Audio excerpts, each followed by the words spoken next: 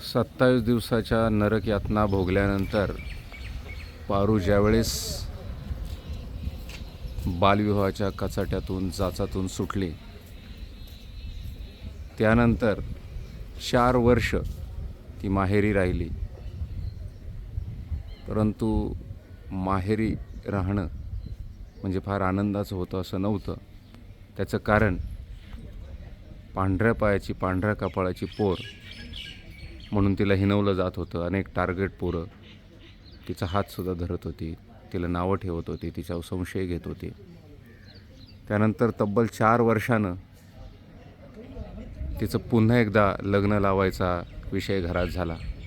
आणि ह्यावेळेस मी स्वतः स्थळ डोळ्याखालून घालीन म्हणून पारूचा बाप म्हणजे बाळशीराम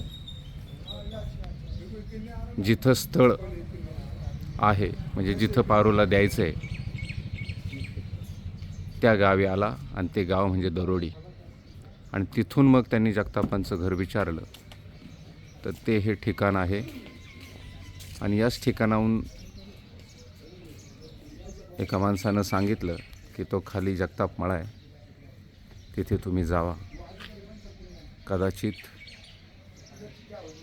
तुम्हाला जे स्थळ हवं आहे किंवा जे स्थळाची चौकशी करायला तुम्ही आलेला आहे ते तिथे असतील.